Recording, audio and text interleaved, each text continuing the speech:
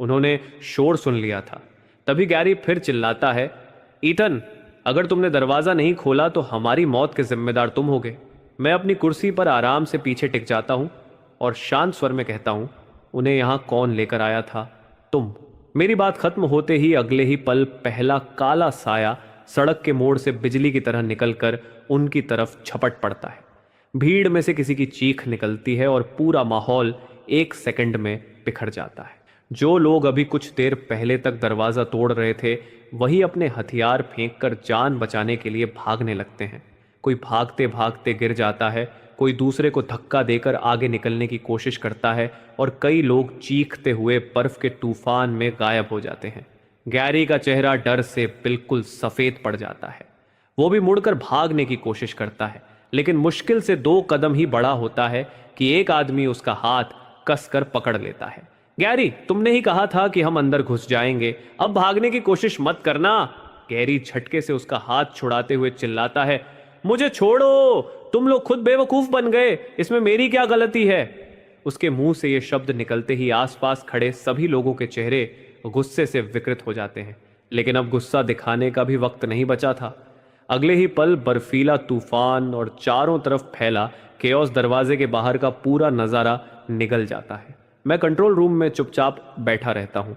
न मैं उठता हूँ और न ही दरवाज़ा खोलता हूँ, क्योंकि मुझे अच्छी तरह पता है कि अगर इस वक्त मेरा दिल पिघल गया तो मरने वाला अगला इंसान मैं ही होऊंगा। कुछ मिनट बाद बाहर फिर से सन्नाटा छा जाता है। बर्फ लगातार गिर रही थी। जमीन पर सिर्फ मेटल पाइप्स, कुछ क्विल्ट्स और इधर उधर बिखरे हुए जूते पड़े थे। बाकी बचे सर्वाइवर्स हर दिशा में भाग चुके थे। गैरी कहीं दिखाई नहीं देता। वो बच निकला या तूफान ने उसे भी निगल लिया, इसका अब कोई जवाब नहीं था। मैं आउटडोर स्पीकर बंद करता हूं और एंट्रेंस कैमरा पर जूम करके आउटर डिफेंस को ध्यान से देखता हूं। सब कुछ बिल्कुल सही सलामत था। अच्छा, बंकर ने पहली लहर बिना एक खरोंच के झेल ली थी। तभी मेरा फोन फिर से वाइब्रेट करता है।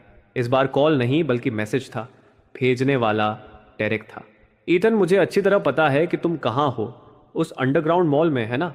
बस इंतज़ार करना, हम बहुत जल्द वहाँ पहुँच रहे हैं। यानी अंडरग्राउंड मॉल की खबर आखिरकार डेरिक तक भी पहुँच चुकी थी।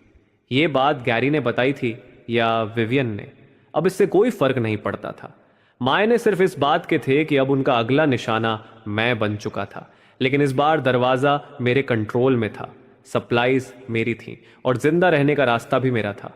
मैं धीरे धीरे सिर्फ एक लाइन टाइप करके भेजता हूँ, आ जाओ, मैं इंतज़ार कर रहा हूँ। मैसेज भेजने के बाद मैं मैप खोल कर देखता हूँ। गोल्डन ग्रैंड होटल और अंडरग्राउंड मॉल के बीच सीधी दूरी मुश्किल से 1 किलोमीटर थी।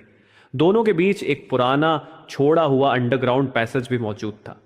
पुरानी दुनिया में ये दूरी कार से कुछ ही मिनटों की थी, लेकिन अब इसी 1 किलोमीटर के अंदर बर्फीला तूफान, जानलेवा ठंड, इन्फेक्टेड और बेकाबू भीड़ मौत बनकर घूम रही थी। वहां से जिंदा यहां तक पहुंचना बिल्कुल आसान नहीं था। दोपहर के 3:30 बजे गोल्डन ग्रैंड होटल की तरफ लगे पेरीमीटर कैमरास पर आखिरकार कुछ धुंधली आकृतियां दिखाई देती हैं। बर्फ इतनी तेज गिर रही थी कि चेहरे साफ नजर नहीं आ रहे थे। रास्ते भर वो अलग अलग क्रॉस रोड्स पर कभी कैमरा में दिखते, कभी बर्फ की मोटी चादर में गायब हो जाते। सबसे आगे डेरेक चल रहा था। उसके साथ विवियन और उनके कुछ कॉमन फ्रेंड्स भी किसी तरह संघर्ष करते हुए अंडरग्राउंड मॉल की तरफ बढ़ रहे थे। उनके शरीर होटल के स्टोर रूम से उठाए गए quilts, table clothes, plastic raincoats, bed sheets और तरह तरह के कपड़ों में लिपटे हुए थे। चेहरों पर स्कार्व्स बंधी थीं और हाथ पैर प्लास्टिक रैप, टेप और गार्बेज बैग से जैसे तैसे ढके गए थे। लेकिन इसके बावजूद हर बार जब वो कैमरा में दोबारा दिखाई देते, उनकी संख्या पहले से कम हो चुकी होती। कुछ लोग चलने की ताकत खोकर रास्ते के किनारे शॉप्स में छिप जाते, तो कुछ पार्किंग गराज में घुसने के बाद फिर कभी दिखाई नहीं देते। जब तक वो अंडरग्राउंड मॉल के करीब पहुंचते, दर्जन भर से ज्यादा लोगों का ग्रुप घटकर सिर्फ 7 लोगों तक रह गया था। डेरेक विवियन का हाथ कसकर पकड़कर उसे लगभग घसीटते हुए आगे बढ़ रहा था। विवियन का चेहरा पूरी तरह सफेद पड़ चुका था। जो लड़की कभी अपनी अपीयरेंस को सबसे ज्यादा महत्व देती थी, बिना परफेक्ट मेकअप के घर से बाहर नहीं निकलती थी और जूतों पर धूल का एक कण लग जाने पर गुस्सा हो जाती थी। आज वही कीचड़, खून और गंदगी से लथपथ थी। उसके बाल चेहरे पर बेतरतीब चिपके हुए थे और वो किसी रेफ्यूजी से अलग नहीं लग रही थी। मैं कंट्रोल रूम में बैठा ये सब बिना किसी भाव के देखता रहता हूँ। पिछली जिंदगी में मैं भी बिल्कुल ऐसे ही बर्फ के बीच एक एक कदम घसीटते हुए चला था। फर्क सिर्फ इतना था कि तब मैं उसके लिए दवा ढूंढने निकला था और आज वो खुद इतनी दूर सिर्फ मुझसे एक दरवाज़ा खुलवाने के लिए यहाँ तक आई थी। तभी उनके पीछे कुछ डगमगाते हुए काले साए दिखाई देने लगते हैं। डेरेक सबसे पहले उन्हें देख लेता है। उसका चेहरा तुरंत बदल जाता है और वो तेज आवाज में कहता है, जल्दी करो, मॉल बस सामने है। एक बार अंदर पहुंच गए तो हम सुरक्षित हो जाएंगे। ठंड से विवियन के होंठ पूरी तरह नीले पड़ चुके थे। वो रोते हुए बोली, डेरेक, मुझसे अब चला नहीं जा रहा। डेरेक पलटकर उसकी तरफ देखता है। उसकी आंखों में झुंझलाहट साफ दिखाई देती है। तुम्हें पता भी है अभी क्या हालात हैं। ड्रामा करना बंद करो और चलते रहो। ये सुनते ही विवियन एकदम चुप रह जाती है। पहले डेरेक हमेशा उसके सामने बेहद नरम, समझदार और केयर करने वाला इंसान बनता था। उसके लिए पानी लाता, उसका बैग उठाता और मेरे सामने एक परफेक्ट जेंटलमैन बनने का नाटक करता था। लेकिन अपोकैलिप्स शुरू हुए अभी एक दिन भी नहीं हुआ था और उसका सारा धैर्य पहले ही खत्म हो चुका था। उसी पल विवियन को पहली बार एहसास हुआ कि डेरेक कभी भी वो सहारा नहीं था जैसा वो हमेशा समझती रही थी। लेकिन अब बहुत देर हो चुकी थी। करीब आधे घंटे बाद वो सातों आखिरकार अंडरग्राउंड मॉल के एंट्रेंस के बाहर आकर खड़े हो जाते हैं। डेरेक सिर उठाकर कैमरा की तरफ देखता है और आउटर मेटल डोर पर पूरी ताकत से मुक्के मारते हुए चिल्लाता है, ईथन, दरवाजा खोलो, हम आ गए हैं। उसके बगल में खड़ी विवियन भी सिर उठाती है। उसकी आंखों से आंसू तुरंत बहने लगते हैं। वो रोते हुए कहती है, ईथन, मैं हूं, मुझे पता है तुम अंदर हो, प्लीज दरवाजा खोल दो। मुझे सच में अपनी गलती का एहसास हो गया है। मैं आउटडोर स्पीकर ऑन करता हूं। हल्की सी स्टैटिक की आवाज आती है और फिर मेरी आवाज बाहर गूंजती है, कौन सी गलती? विवियन ऐसे बोल पड़ती है जैसे उसे डूबते हुए तिनके का सहारा मिल गया हो। मुझे घर अपने नाम करवाने के लिए तुम पर दबाव नहीं डालना चाहिए था। मुझे वो सारी बातें नहीं कहनी चाहिए थीं जिनसे तुम्हें दुख पहुंचा। मुझे डेरेक के इतना करीब भी नहीं जाना चाहिए था। ईथन, बस एक बार मुझे अंदर आने दो। आज के बाद मैं तुम्हारी हर बात मानूंगी। ये सुनते ही डेरेक का चेहरा उतर जाता है। लेकिन विवियन उसकी तरफ देखती तक नहीं। वो बस कैमरा को घूरती रहती है और उसके आंसू लगातार गिरते रहते हैं। अगर ये मेरी पिछली जिंदगी होती तो उसे इस हालत में देखकर मेरा दिल उसी पल पिघल जाता।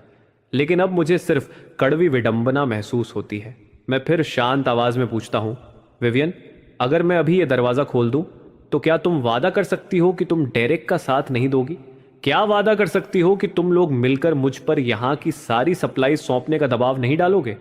क्या यह भी वादा कर सकती हो कि अंदर आते ही तुम इस जगह को अपनी जायदाद नहीं समझोगी? विवियन मुंह तो खोलती है, लेकिन उसके होंठों से एक शब्द भी नहीं निकलता, क्योंकि उसके दिल की गहराई में वो खुद जानती थी कि अगर ये दरवाज़ा सच में खुल गया तो उसके मन में सबसे पहले मेरा शुक्रिया अदा करने का ख्याल नहीं आएगा। सबसे पहले वो यही सोचेगी कि डेरेक को भी अंदर कैसे लाया जाए और इस बंकर को अपनी अगली सहारा बनने वाली जगह कैसे बनाया जाए। डेरेक के चेहरे पर एक पल के लिए घबराहट झलकती है, लेकिन अगले ही सेकंड वो खुद को संभाल कर ठंडी हंसी हंसता है। ईथन, हमारे बीच फूट डालने की कोशिश मत करो। बाहर हर तरफ इन्फेक्टेड घूम रहे हैं और तुम अंदर बैठकर हमसे सवाल जवाब कर रहे हो। मैं उसकी आंखों में देखते हुए कहता हूं, डेरेक, तुम्हें कभी भी सिर्फ जिंदा बचने का रास्ता नहीं चाहिए था। तुम्हारी नजर शुरू से ही इस मॉल के अंदर रखी हुई चीजों पर थी। जिस पल तुम्हें इस जगह का पता चला, उसी पल से तुम रेस्क्यू के बारे में नहीं सोच रहे थे। तुम सिर्फ ये सोच रहे थे कि अंदर कैसे घुसा जाए और यहाँ की सारी चीजों पर कब्जा कैसे किया जाए। मेरी बात सुनते ही डेरेक का चेहरा पूरी तरह बदल जाता है। वो अपना नकली चेहरा उतार फेंकता है, झुककर जमीन से एक बड़ा पत्थर उठाता है और पूरी ताकत से कैमरा के प्रोटेक्टिव कवर पर दे मारता है। धड़ाम, जोरदार आवाज गूंजती है, लेकिन प्रोटेक्टिव केसिंग सिर्फ हल्की सी हिलती है। उस पर एक खरोंच तक नहीं आती। डेरेक दांत भींचकर चिल्लाता है, एथन, अंदर बैठकर दिमागी खेल खेलना बंद करो। सुन लो, अगर आज तुमने ये दरवाजा नहीं खोला तो जिस दिन मैं अंदर घुसा ये सब जरूरी नहीं कि तुम्हारा ही रहे। ये सुनते ही विवियन का चेहरा बिल्कुल सफेद पड़ जाता है। आखिरकार उसे सच समझ में आ जाता है। डेरेरिक कभी भी अपनी जान बचाने के लिए मुझसे मदद नहीं मांग रहा था। वो सिर्फ इस मॉल के अंदर घुसकर यहाँ की सारी चीजें हथियाना चाहता था और विवियन उसके लिए सिर्फ एक मोहरा थी जिसे आगे करके वो मुझसे दरवाजा खुलवाना चाहता था। विवियन घबराकर उससे पीछे हटती है और कांपती आवाज में पूछती है, डेरक, तुमने तो कहा था कि हम सिर्फ ईथन से मदद मांगने आए हैं। डेरिक झटके से उसकी तरफ मुड़ता है। उसके चेहरे पर बची हुई सारी नरमी गायब हो चुकी थी। वो तिरस्कार से हंसते हुए कहता है, क्या तुम्हें सच में लगता था कि सिर्फ भीख मांगने से यह दरवाज़ा खुल जाता? अगर तुमने मुझे ये नहीं बताया होता कि ईथन बहुत सॉफ्ट हार्टेड है और हमेशा तुम्हारी हर बात मानता है, तो क्या तुम्हें लगता है कि मैं तुम्हें अपने साथ यहाँ तक लाता?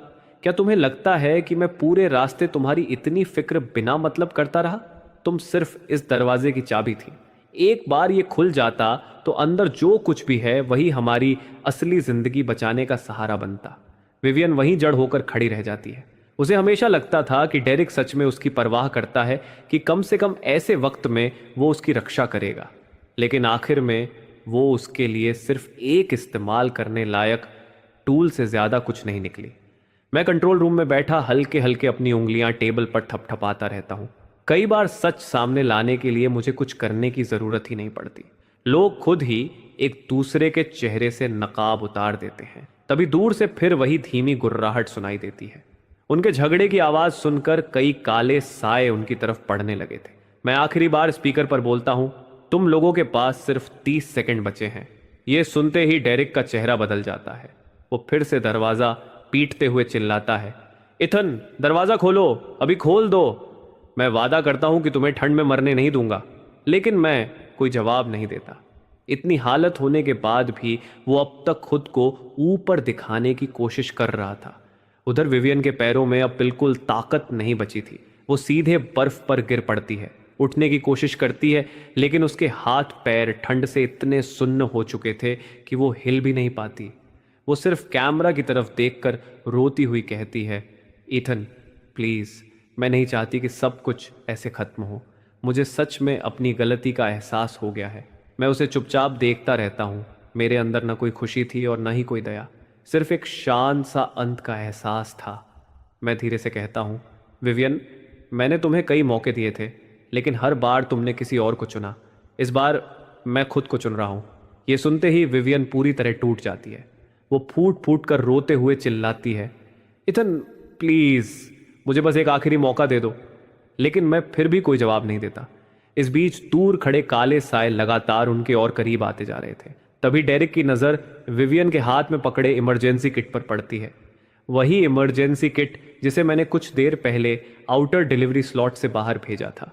उसके अंदर कुछ राशन बार्स, 2 हीट पैक्स और पास के एक इमरजेंसी शेल्टर का हाथ से बनाया हुआ मैप रखा था। विवियन उसे अपनी आखिरी उम्मीद समझकर सीने से लगाए हुए थी। अचानक डेरिक उस पर झपट पड़ता है और उसकी बाहों से इमरजेंसी किट छीन लेता है। विवियन स्तब्ध रह जाती है। डेरिक, ये क्या कर रहे हो? लेकिन डेरिक उसकी तरफ देखता तक नहीं। वो किट लेकर मुड़ता है और पूरी ताकत से भागने लगता है। उसी पल विवियन को आखिरकार सच समझ में आ जाता है। आखिरी पल तक भी डेरेरिक सिर्फ खुद को बचाना चाहता था। वो लड़खड़ाते हुए उसके पीछे भागती है और उसका कोट पकड़ लेती है। डेरिक, मुझे छोड़कर मत जाओ। डेरिक पलटकर उसे घूरता है। उसके चेहरे पर बेरहमी साफ दिखाई दे रही थी। मुझे छोड़ो, इतना कहकर वो उसे पूरी ताकत से धक्का देता है। विवियन बर्फ पर बुरी तरह गिर जाती है और इमरजेंसी किट पूरी तरह उसके हाथ से छूट जाती है। वो अविश्वास से उसे देखती रह जाती है। डेरेक, ये किट इथन ने मुझे दी थी। लेकिन डेरेरिक एक पल के लिए भी नहीं रुकता। वो किट लेकर सड़क के मोड़ के पीछे गायब हो जाता है। उस किट के अंदर रखे राशन बार्स, हीट पैक्स और शेल्टर मैप ही वो आखिरी चीजें थीं जो यहां से निकलने के बाद उन्हें जिंदा रख सकती थीं। लेकिन उसने विवियन की तरफ एक बार भी पलट कर नहीं देखा। विवियन बर्फ में मुंह के बल पड़ी रहती है और दूर जाते हुए डेरिक को देखती रहती है। उसी पल उसे आखिरकार सब समझ में आ जाता है। डेरिक कभी उसे बचाना ही नहीं चाहता था। वो हमेशा से सिर्फ खुद को बचाने के बारे में सोचता था और वो उसके लिए सिर्फ एक टूल थी। जिससे इस दरवाजे को खुलवाया जा सके। वो अपोकैलिप्स से नहीं हारी, वो इन्फेक्टेड से भी नहीं हारी, वो अपनी ही लालच और अपने ही विश्वासघात से हार गई। विवियन बड़ी मुश्किल से सिर उठाती है और आखिरी बार कैमरा की तरफ देखती है। उसके होंठ हिलते हैं, जैसे वो मुझसे कुछ कहना चाहती हो, लेकिन बाहर उठता हुआ तूफान इतना तेज था कि अब उसकी आवाज मेरे तक पहुंच ही नहीं पाती। कैमरा फीड कुछ बार झिलमिलाती है, फिर बर्फ की सफेद चादर को चीरते हुए कई काले साए उसके पास पहुंच जाते हैं। मैं आगे नहीं देखता, मैं बस उस कैमरा फीड को हमेशा के लिए बंद कर देता हूं। कुछ मिनट बाद आउटडोर माइक्रोफोन में सिर्फ बर्फीली हवा की आवाज़ बची रहती है।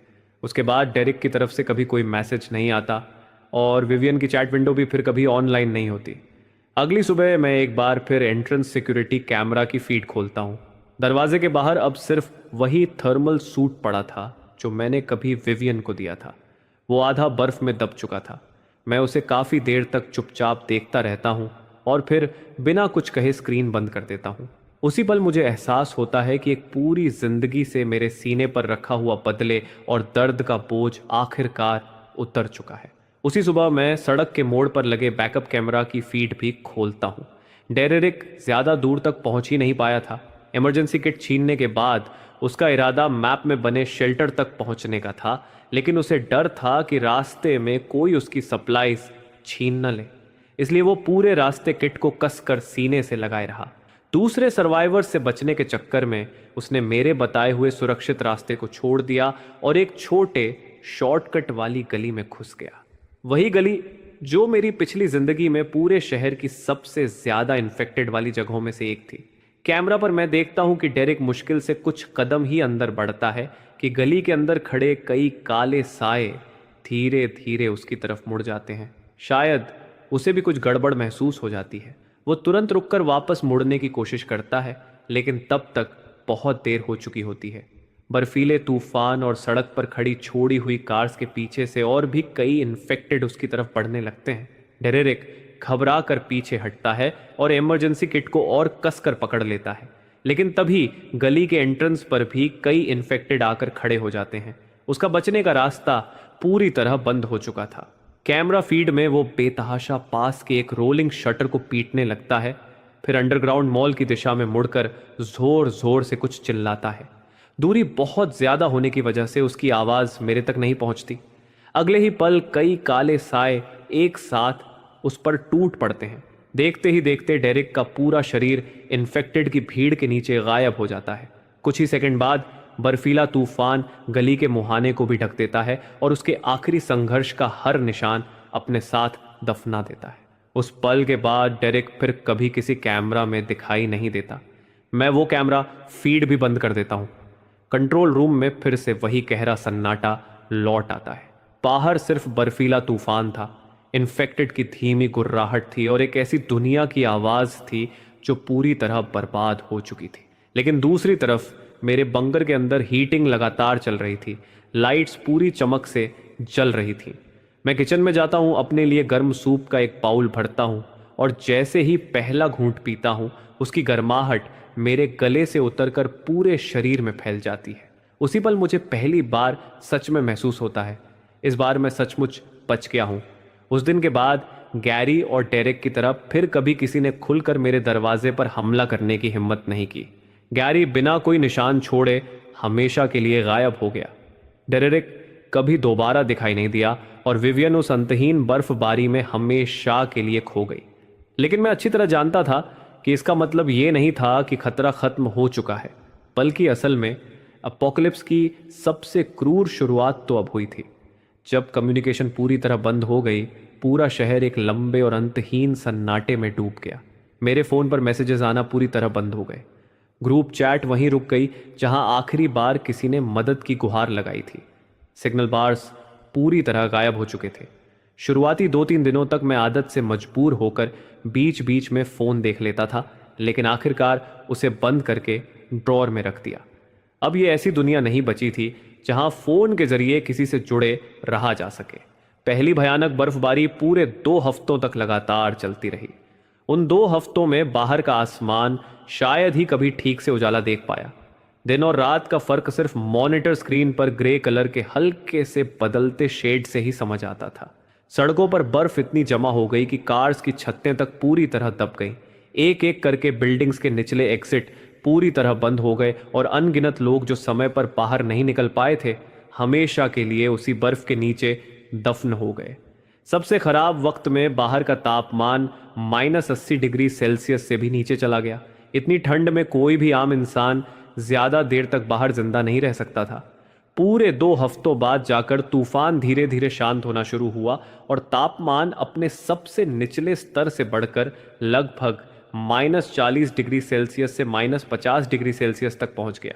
आम इंसानों के लिए ये अब भी जानलेवा ठंड थी, लेकिन कम से कम बचे हुए सर्वाइवर्स को थोड़ी बहुत दूरी तय करने का मौका मिलने लगा। इन्हीं दिनों में मैंने धीरे धीरे बर्फ में मौजूद उन स्पोर्स के इन्फेक्शन पैटर्न को पूरी तरह समझ लिया। वो सिर्फ छूते ही तुरंत इन्फेक्शन नहीं फैलाते थे। अगर थोड़ी देर के लिए कपड़ों के ऊपर बर्फ लगी रहे तो समय रहते इलाज किया जा सकता था। असली खतरा तब था जब पिघली हुई बर्फ का पानी किसी घाव, नाक या मुंह के रास्ते शरीर के अंदर चला जाए या लंबे समय तक स्किन पर चिपका रहे।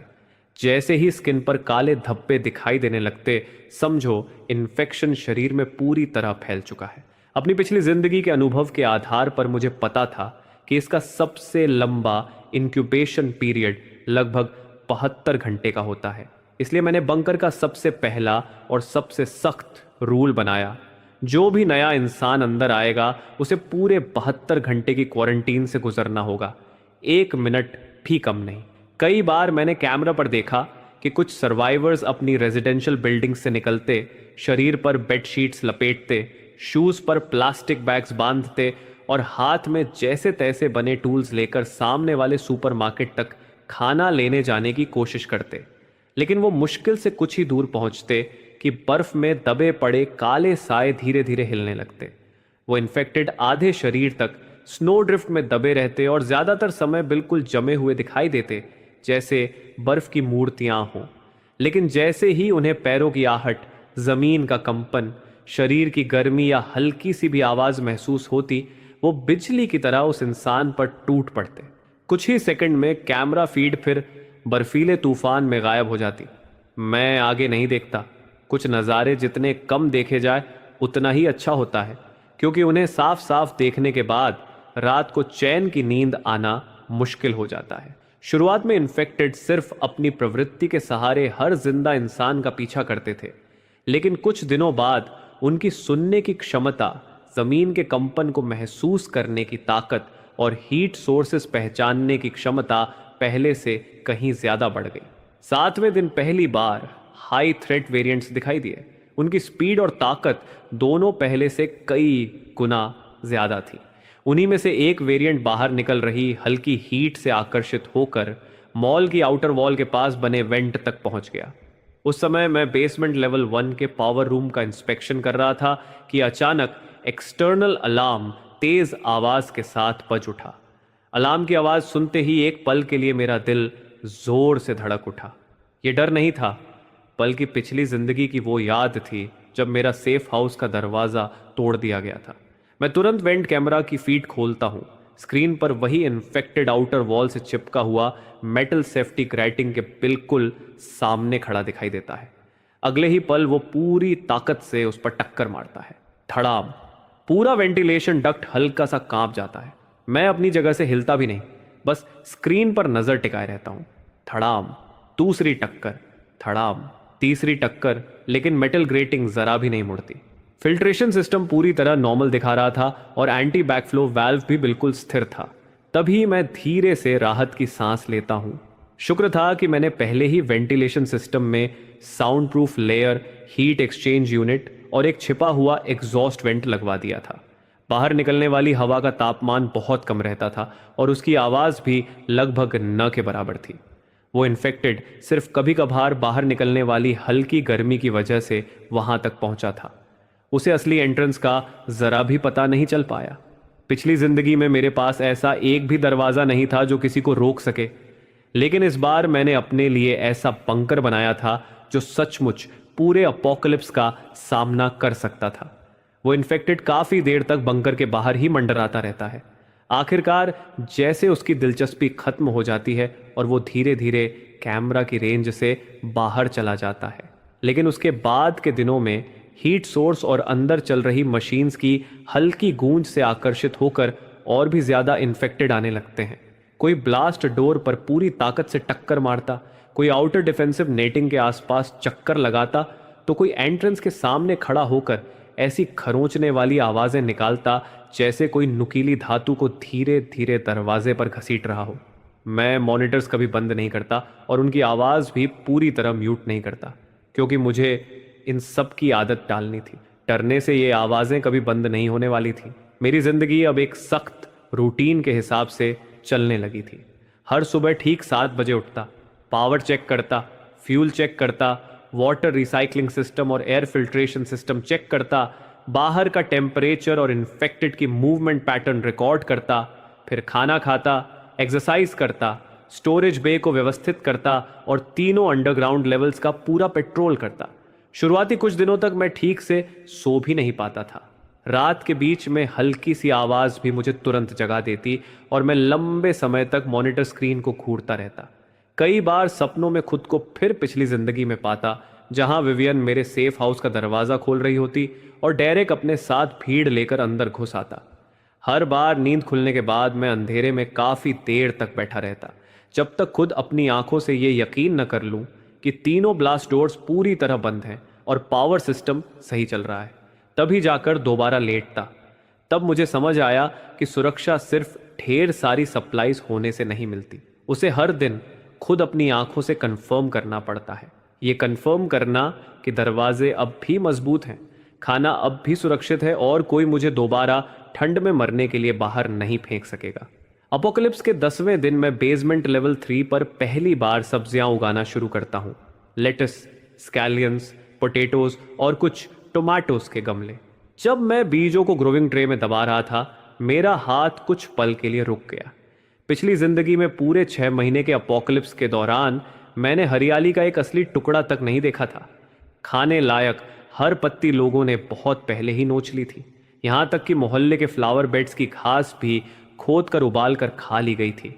उस समय एक ताज़ी हरी पत्ती सोने से भी ज़्यादा कीमती थी, इसलिए जब कुछ दिनों बाद उसी ग्रोइंग ट्रे से पहली नन्ही हरी कोम्पल बाहर निकली तो मैं ग्रो लाइट के नीचे खड़ा होकर उसे बहुत देर तक देखता रहा। वो इतनी छोटी थी कि एक उंगली से भी आसानी से कुचली जा सकती थी, लेकिन उस दुनिया में जहाँ गर्म पानी का एक कप किसी की जान बचा सकता था, वो छोटी सी हरियाली मुझे कैनेड फूड से भरे पूरे वेयर हाउस से भी ज़्यादा सुकून दे रही थी। क्योंकि कैनेड फूड एक दिन ख़त्म हो जाएगा, फ्यूल भी एक दिन जलकर ख़त्म हो जाएगा, लेकिन जब तक बीज अंकुरित होते रहेंगे तब तक ये जगह सिर्फ एक शेल्टर नहीं रहेगी। ये ऐसी जगह होगी जहां मैं सच में जी सकूंगा। करीब 1.5 महीने बाद बाहर बचे हुए सर्वाइवर्स की संख्या तेजी से कम होने लगी। शुरुआत में अब भी लोग घायल पैरों को घसीटते हुए एंट्रेंस तक पहुंच जाते थे। कोई दरवाजे के सामने गिरकर रोता, कोई कैमरा के सामने खड़े होकर सिर्फ एक टुकड़ा खाना मांगता। लेकिन समय बीतने के साथ वो आवाज़ें भी धीरे धीरे गायब होने लगी। इसलिए नहीं कि लोगों ने मदद मांगना छोड़ दिया था, बल्कि इसलिए कि अब इतने लोग बचे ही नहीं थे जो यहाँ तक पहुँच पाते। एक रात देर से एक्सटर्नल मॉनिटर पर एक बूढ़ा आदमी दिखाई देता है। उसकी पीठ पर पुराना मेडिकल किट बंधा हुआ था और वो लड़खड़ाते हुए मॉल के एंट्रेंस तक पहुंचता है। वो न दरवाज़ा पीटता है, न मुझे गालियाँ देता है और न ही अंदर आने की भीख मांगता है। वो बस दरवाजे के सहारे बैठ जाता है और अपने कोट के अंदर से खून के सूखे धब्बों वाला एक कार्डबोर्ड निकालता है, जिस पर कांपते हाथों से कुछ शब्द लिखे होते हैं। मैं डॉक्टर हूँ, इन्फेक्टेड नहीं। मैं बीमार लोगों का इलाज कर सकता हूँ। बदले में मुझे सिर्फ एक घूंट गर्म पानी चाहिए। मैं काफ़ी देर तक मॉनिटर पर उसका चेहरा देखता रहता हूँ। मैं उसे पहचान चुका था। पिछली ज़िंदगी में जब मैं विवियन के लिए फीवर मेडिसिन ढूंढ रहा था, तब एक छोड़े हुए क्लिनिक में मेरी मुलाकात इसी बूढ़े डॉक्टर से हुई थी। उस समय क्लिनिक पहले ही लुटेरों द्वारा पूरी तरह खाली किया जा चुका था। मैं लगभग उम्मीद छोड़ चुका था, लेकिन उसी बूढ़े ने अपने मेडिकल किट के एक छिपे हुए खाने से फीवर मेडिसिन की आखिरी 2 टैबलेट्स निकालकर मुझे दे दी थी। उसके हाथ ठंड से कांप रहे थे और टैबलेट्स एक पुराने घिसे हुए कागज़ में लिपटी हुई थी। मैं हैरान होकर पूछ बैठा था, और आपका क्या होगा? उसने हल्की मुस्कान के साथ जवाब दिया था, मैं बूढ़ा हूं, जितने दिन जीऊंगा उतने दिन जी लूंगा, लेकिन तुम जवान हो, जितने लोगों को बचा सकते हो बचा लेना। उन्हीं 2 टैबलेट्स ने विवियन की जान बचाई थी, लेकिन उसे कभी ये पता नहीं चला कि वो दवा ऐसे इंसान ने दी थी जो खुद मुश्किल से जिंदा था। मैं आउटडोर स्पीकर ऑन करके उससे पूछता हूँ, क्या तुम्हारा किसी इन्फेक्टेड के खून से सीधा कांटेक्ट हुआ है? बूढ़ा सिर उठाकर बहुत धीमी आवाज में जवाब देता है, नहीं, मेरे हाथ में फ्रॉस्ट बाइट है, लेकिन स्किन पर कोई डार्क पैचेस नहीं है। मैं तुरंत दरवाजा नहीं खोलता, पहले आउटर बफर जोन एक्टिवेट करता हूं। पहला डोर सिर्फ इतना खुलता है कि एक समय में सिर्फ एक इंसान अंदर आ सके। जैसे ही वो अंदर आता है, पहला डोर तुरंत उसके पीछे बंद हो जाता है। उसके बाद snow removal, airlock shower, disinfectant spray और उसके सारे आउटर क्लोथ्स को अलग करके कंटेनमेंट में रखा जाता है। उसे डिस्पोजेबल क्वारंटीन सूट और गर्म कपड़े दिए जाते हैं। फिर उसका टेम्परेचर चेक होता है और वूंड्स इंस्पेक्ट किए जाते हैं। पूरे 72 घंटे तक वो आउटर बफर जोन में क्वारंटीन में रहता है। इस दौरान मैं सिर्फ डिलीवरी स्लॉट के जरिए उसे पानी, राशन बार्स और बेसिक मेडिसिन देता हूँ।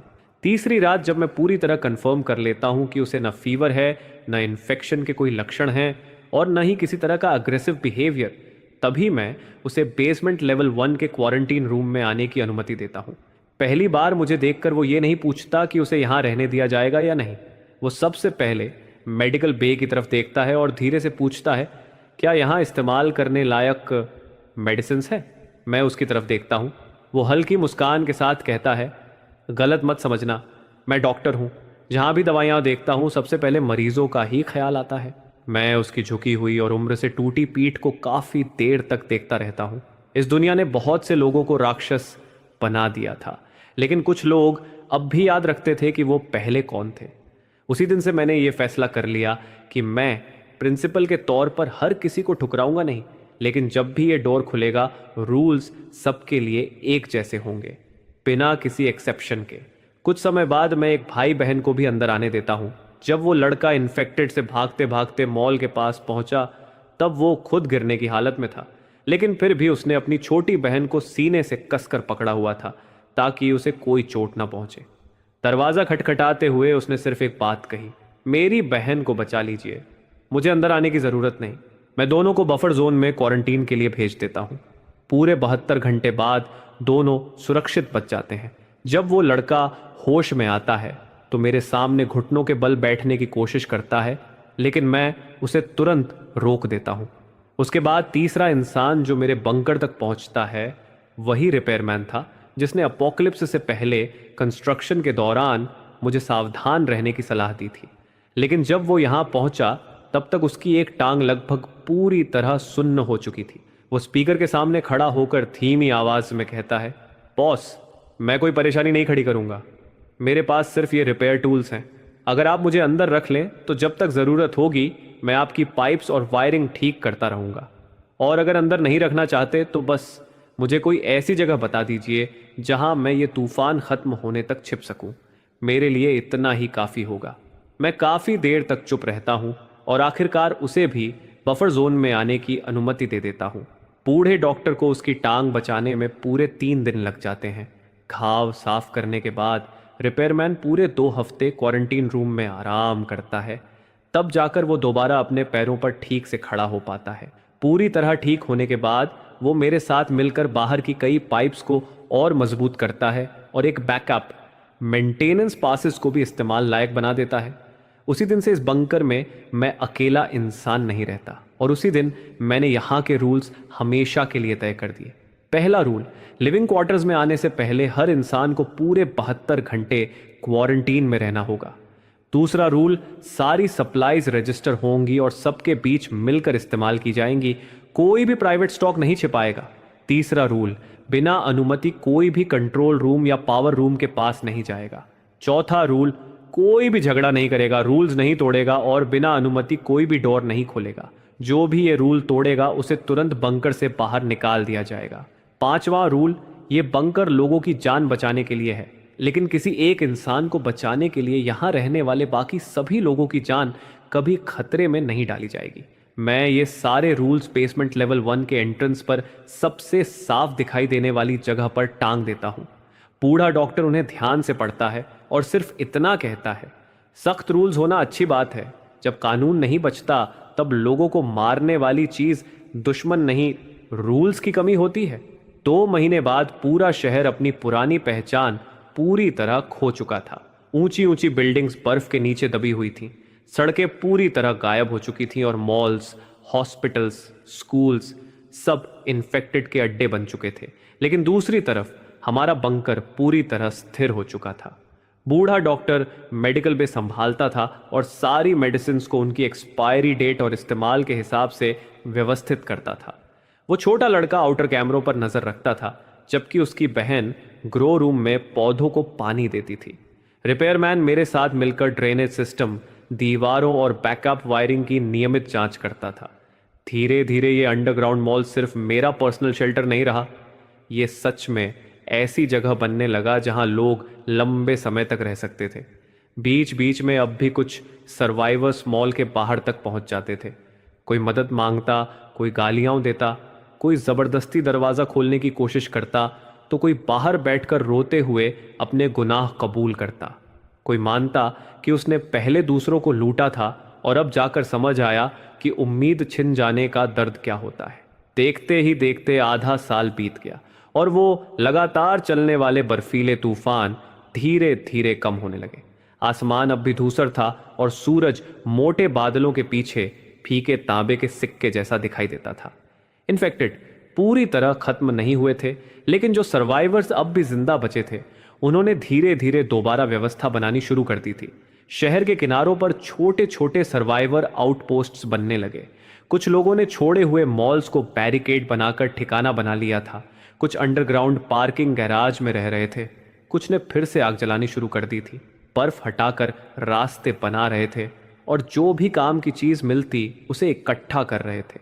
लेकिन मैं इनमें से किसी भी आउटपोस्ट में शामिल नहीं हुआ और न ही मैंने अपने मॉल के दरवाजे सबके लिए खोल दिए, क्योंकि यह बंकर मुझे अपनी एक पूरी जिंदगी की कीमत चुकाकर मिला था। मैं किसी मासूम इंसान को थोड़ा सा खाना दे सकता था, किसी मरते हुए बच्चे को पानी की एक बोतल दे सकता था, और जो सच में रूल्स का सम्मान करते उन्हें आउटर बफर जोन में एक रात तूफान से बचने की जगह भी दे सकता था। लेकिन उस डोर के पीछे बने लिविंग क्वार्टर्स, पावर रूम और स्टोरेज बे, वो कभी भी किसी बाहरी इंसान के लिए यूं ही नहीं खुलने वाले थे। क्योंकि अब मैं ये बात अच्छी तरह समझ चुका था कि इस दुनिया में दयालुता ज़रूर हो सकती है, लेकिन उसकी भी एक सीमा होनी चाहिए। उस पूरे साल के दौरान मैंने इस दरवाजे के बाहर न जाने कितने लोगों को घुटनों के बल बैठकर रोते देखा था। मैंने लोगों को आधी बोरी चावल के लिए एक दूसरे की जान लेते देखा था। मैंने अपनों को छोड़कर भागते हुए लोग भी देखे थे, और ऐसे लोग भी देखे थे जो अपने परिवार का आखिरी निवाला छीनने के बजाय खुद भूखे रहना पसंद करते थे। ये दुनिया इंसान के अंदर की लालच को कई गुना बढ़ा देती थी, लेकिन इसी दुनिया में बची हुई थोड़ी सी सच्ची इंसानियत भी सबसे ज्यादा चमकती थी। पूरे 1 साल बाद मैं अंडरग्राउंड मॉल के कंट्रोल रूम में खड़ा था। मेरे सामने मॉनिटर स्क्रीन की पूरी दीवार जगमगा रही थी। उन स्क्रीन पर शहर अब भी बर्फ के नीचे दफन था। ऊंची ऊंची सुनसान बिल्डिंग्स तूफान के बीच खामोश खड़ी थीं, और कभी कभी कोई इन्फेक्टेड किसी सड़क के मोड़ से धीरे धीरे गुजरता दिखाई दे जाता था। लेकिन अब मुझे डर नहीं लगता था, क्योंकि मेरी पीठ के पीछे जनरेटर लगातार चल रहा था। लिविंग क्वार्टर्स गर्म रोशनी से जगमगा रहे थे और ग्रो रूम ताजी हरी सब्जियों से भर चुका था। पिछली जिंदगी में मैं वो इंसान था जिसे ठंड में मरने के लिए बाहर धक्का दे दिया गया था, लेकिन इस बार मैं उस दरवाजे के अंदर खड़ा था। मेरे पीछे एक एक करके तीनों ब्लास्ट डोर्स बंद हो जाते हैं और उनकी चाबी अब मेरे अपने हाथ में थी।